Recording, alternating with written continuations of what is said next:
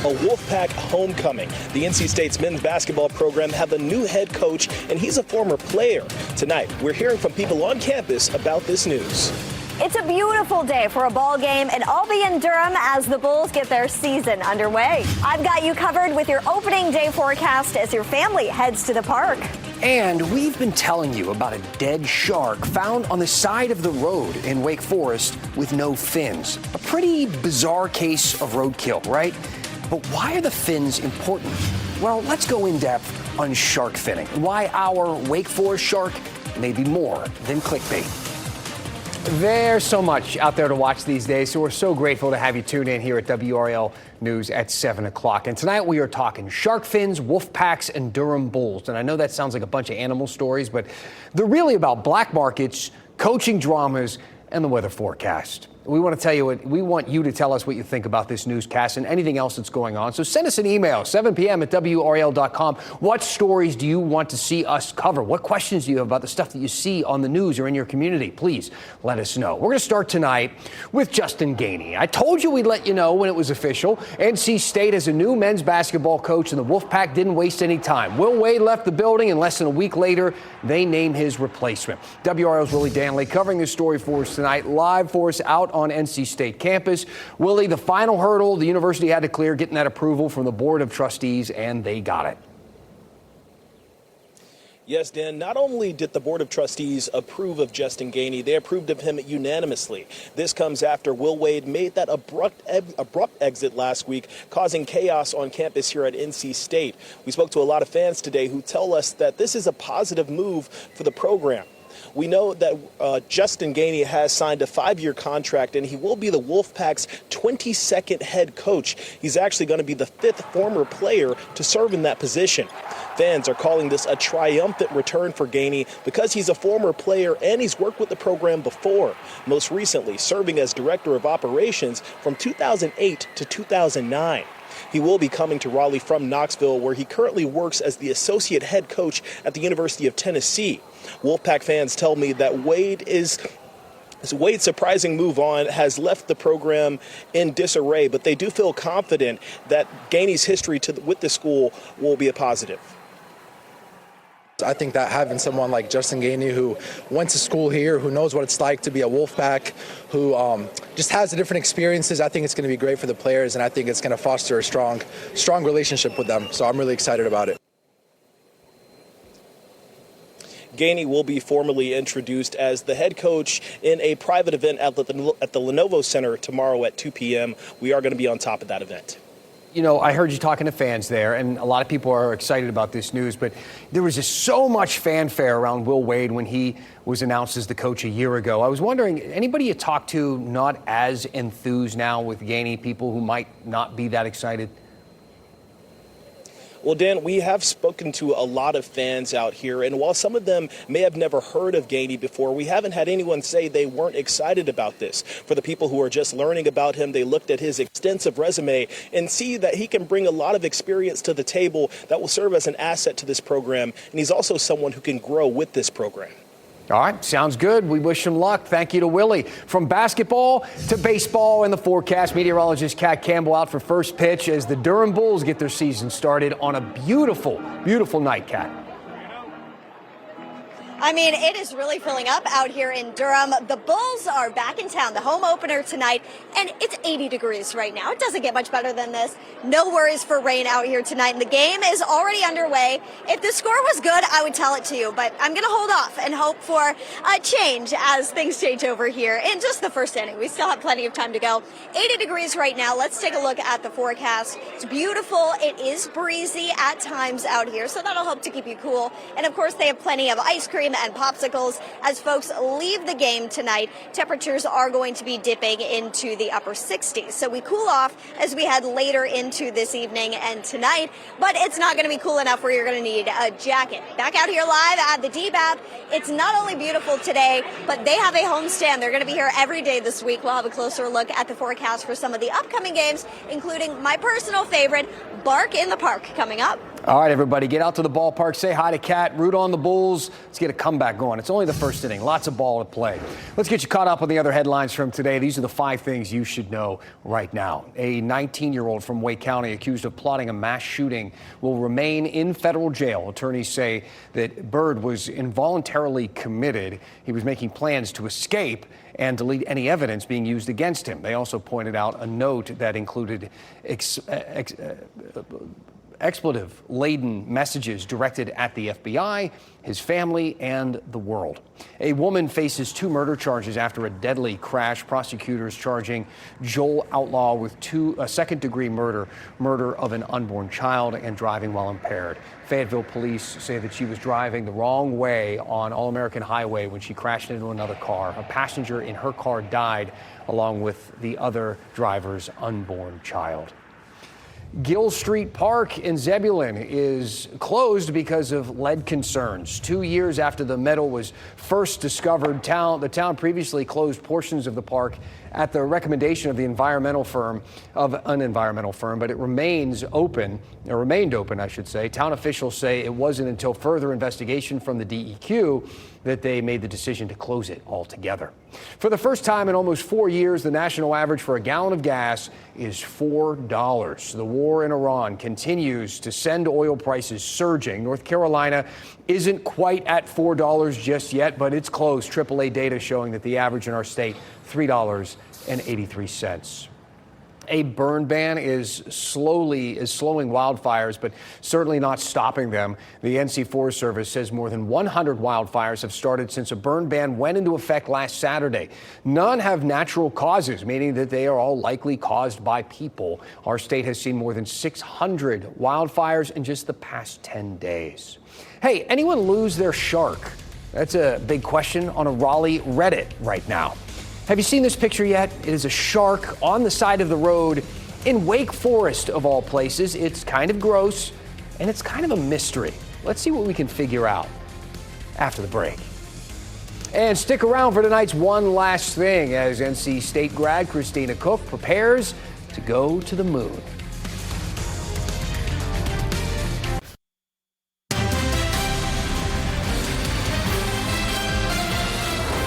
North Carolina wildlife officials are looking into a report of some pretty bizarre roadkill. A shark on the side of the road in Wake Forest. This is on Ligon Mill Road. Some people first spotted it over the weekend, took some pictures, and then those pictures started making the rounds online, specifically on Reddit. The shark's not there anymore. It's gone. Wake Forest town officials say DOT came by, got rid of it, and disposed of it. But there's still some mystery to all of this, and people want to know what happened. WRAL's Flynn Snyder went to find out. It was the last thing drivers expected to find 150 miles from the ocean, let alone on the side of Ligon Mill Road. So many things going through my mind at a time. A body, an alien, a whale, I don't know, But look closer. But when I look closely and I seen the teeth and the type of body it had, I was like, yeah, this is definitely a shark. Glenn Tolanvila pulled over and posted this video after seeing the shark on his morning drive Monday. Another user posted this photo saying they saw the shark days earlier on Saturday. The fins were cut off. The tongue was sticking out its mouth, and I think the eye was a little messed up. Shark finning is illegal in U.S. waters. So is this a hoax, a shark finning scheme? The NC Wildlife Resources Commission doesn't know. A spokesperson telling us, quote, neither agency can confirm, but we are actively checking into it. The beach is 2 hours and a half from here. How did it end up being right here? That doesn't even make any sense to me. All right, our Flynn Snyder reporting there. Thank you for that. But again, this whole story's really weird, isn't it? Kind of gross. And it got you maybe wondering why this happened. Why did someone dump a shark on the side of the road, and why did they cut the fins off? Well, it turns out, you may have heard this before, shark fins are extremely valuable. Researchers estimate that the shark fin industry is worth up to $500 million worldwide. They also estimated that around 73 million sharks are killed every year specifically for their fins. And that's in large part because of this, shark fin soup. sold in parts of Southeast Asia. We found it on the menu of a restaurant in Hong Kong. A single bowl can cost as much as 540 Hong Kong dollars. That's about $75 here in the United States. But is it any good? You ever wonder? I mean, I've never had it. Shark fin soup? Really? So the texture inside the fins is considered unique, but it's also tasteless. In fact, shark fins can actually be really bad for you. They contain high levels of mercury and other toxins. So why are people eating this stuff? Well, that dates back to the 14th century China during the Ming Dynasty. You see, eating shark fin soup was considered a sign of wealth, and that idea has lasted for hundreds of years. People were eating shark fin soup at business dinners back in the 80s and 90s. Think of it like that edible gold leaf that you might see, an ingredient in some fancy restaurant. Yes, you can eat gold, but it's not there to make the meal taste any better. It's there so you can have a story, so you can say, I ate a steak with gold on it. Same thing with shark fins, kinda. But is it worth it? Is a tasteless soup worth killing millions of sharks every year? Well, no, of course not. Sharks are apex predators. They bring balance to the ecosystem. Overfishing them can throw things out of whack. Plus, people can make money on sharks in a lot of other ways. In 2017, a study found that shark watching and shark diving generates $300 million a year. The Worldwide Fund for Nature estimates that shark meat, that industry, generates over $2.5 billion a year. But the market for shark meat wasn't always this robust and regulated. For a long time, shark fins were the way more valuable thing than the shark meat itself. And it brings us to another reason why shark fins aren't worth it.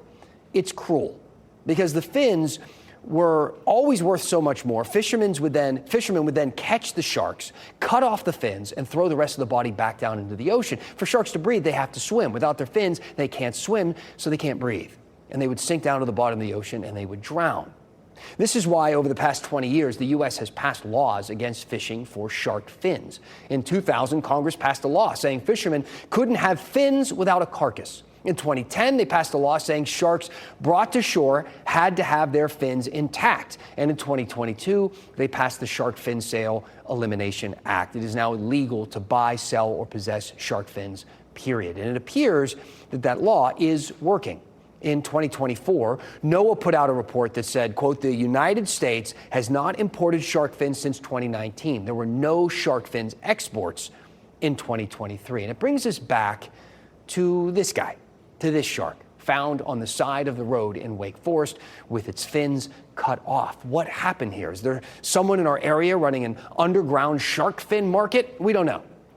Seems unlikely since they only found that one shark, but that doesn't mean this isn't serious stuff.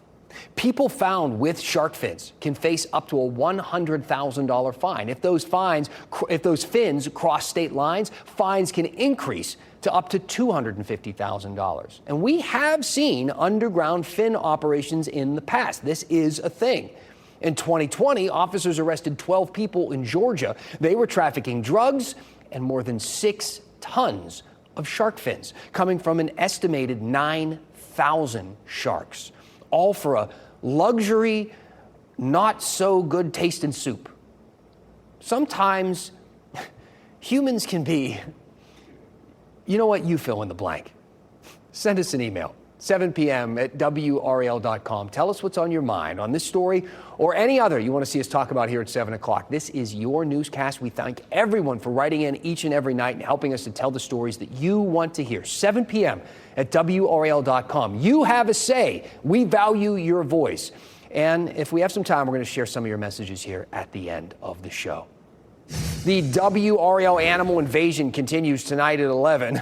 We're talking bears this time, big, furry, and getting closer to your backyard. Why wildlife officials are warning people from Raleigh to the coast that you need to be bear aware. Let's be bull aware as we send things out to meteorologist Kat Campbell, and she's got woolly bulls. She's got some Bulls fans. Gorgeous night. Time to play some baseball. All right, everybody wave. All right, we are on air, you guys. So everybody say hello. It's beautiful weather out here, right? Gorgeous.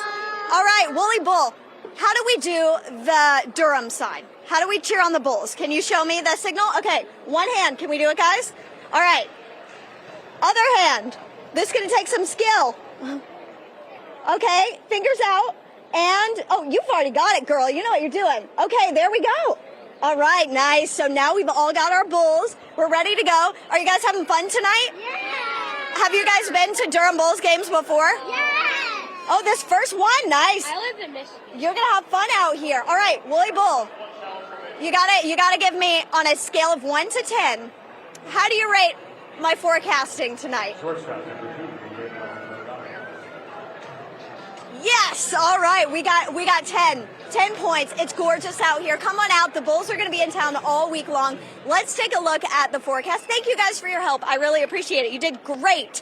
All right, it's beautiful tonight. Temperatures are sitting right around 80 degrees at the moment. And tomorrow night, they're going to be even warmer in the lower 80s.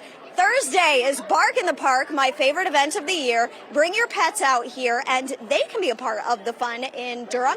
And it's all for a good cause as well. The tickets from the sales for your furry friends all go to local pet adoption agencies. Now, all week long, we are going to be in the 80s, and we are going to stay in the 80s all week long. It's feeling like summer. That's normal for June, so it's not going to feel too much like April. It's going to feel more like June outside this week. 77 degrees right now, 75 in Roxborough, and 77 in Durham. It's a beautiful evening outside. Just a few cirrus clouds out here tonight, so hopefully you're able to get outside and enjoy it. If you can't make it tonight, come on out maybe tomorrow night to the Durham Bulls so you can enjoy this nice weather. Now, tomorrow night there is the chance of an isolated shower or thunderstorm. Keep that in mind. That would mainly be pretty late at night. And then as we look ahead, that cold front to our west is going to come in, and that'll bring a better chance for rain this weekend. We did have to bump up rain chances Sunday. It's a 30% chance now during the day. The rain may arrive a little bit earlier. Still, the best chance for rain comes Sunday night, about a 60% chance for rain Sunday night. Easter weekend still looks warm. High temperatures are in the mid-80s each day. A 30% chance of an isolated storm on Friday. That chance on Sunday will go up as we head into the evening and Sunday night. Overall, it's going to be warm and breezy. And if you're hearing some cheering, the Durham Bulls had their first home run of the season. So, woohoo, good news there. Bad news about this pollen count. Funny timing how that works out, right? Our pollen count, that's a record when you add up the pollen counts each day for February and March. Thank you to the Southeast Regional Climate Center for that data. Your 7-day forecast looks great, mid-80s every day. We got those rain chances that we'll watch out for. Live out here at the DBAP, you heard it live. The Bulls have their first score of the season. So it's just a really nice energy out here tonight. Everybody's so supportive. And this is a very family-friendly organization. They've got a play park for the kids and everything. So come on out this week. It's a perfect week for it. And there's going to be a couple of games this week for people to enjoy, right? Oh, yeah. They'll be here all week long, so all the way through Sunday. Most of the games, aside from Sunday, are at 6:45 p.m. Thursday, that's the best one, Bark in the Park, especially if you like dogs. There are going to be a lot of wagging tails in the outfield. Perfect. All right, good stuff. Thank you, Kat Campbell, out at the DBAP. More home runs, hopefully, on the way. Hey, by this time tomorrow, an NC State grad could be on her way to the moon. The launch window for Christina Cook and Artemis 2 less than 24 hours away. Let's find out how the crew is feeling in our One Last Thing and some of your feedback after the break.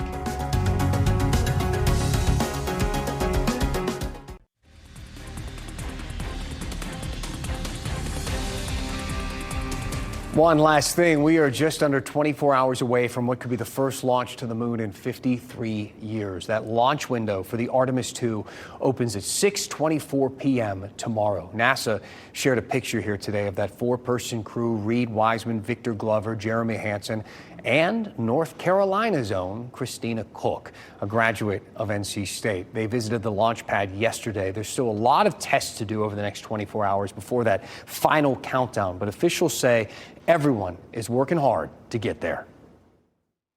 People love coming to work. They love doing this job, and that's why they're here, and they work through it every single day to get us to this point.